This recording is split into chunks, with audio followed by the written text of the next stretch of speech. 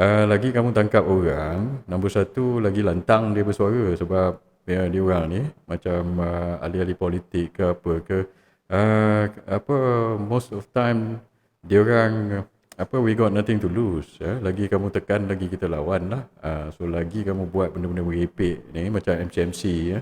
Pergi rampas telefon, lagi ramai orang pergi panggil lagi ramai orang. Kamu ingat apa akan jadi? Mereka ni akan tunduk kepada kamu dan akur tak? Sebaliknya akan berlaku. Dia lagi lawan, dia lagi sakit hati, dia lagi akan ini pada kamu. Dan esok bila kamu dah jatuh, bila tukar kerjaan esok, siapa-siapa yang terlibat dengan perkara-perkara ini, kamu hadaplah nasib kamu nanti. Bukan balas dendam, tidak. Tapi kamu kena account for atau be answerable to perbuatan-perbuatan yang dilihat sebagai menyalahguna kuasa ni. Kamu kena jawab kemudian hari nanti.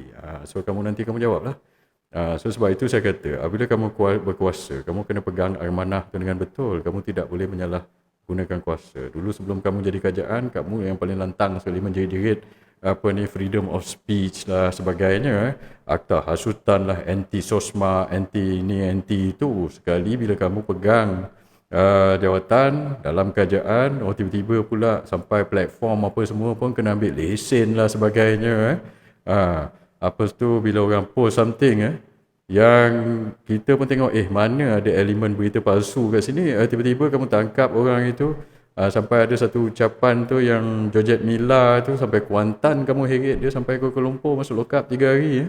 Padahal saya tengok ucapan dia tu, saya pun tercari-cari manakah elemen hasutan dekat situ. So bila benda ni jadi, rakyat menjadi semakin marah kepada kamu. Kamu tak boleh buat perkara-perkara kuku besi macam itu. Ini dah tahun 2026 tau. Bukannya tahun berapa dulu. Ini bukan negara ini bukan negara kuku besi. So jangan jadikan negara ini sebagai negara kuku besi lah.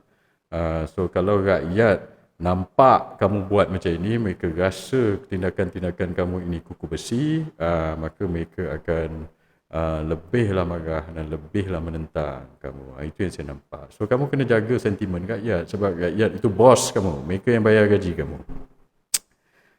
Kamu bila ambil tindakan, dan kamu tak boleh salahkan rakyat bila marah kamu sebab mereka bayar gaji kamu. Macam saya dah cakap sebelum ini.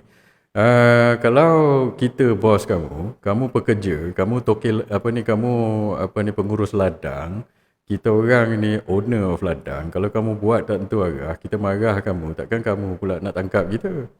Itu tak masuk akal. So dekat situ kamu kena jagalah sentimen rakyat dan buat kerja betul-betul dan ambil amanah itu, jangan buat kerja yang mengarut macam sekarang ini. Okey.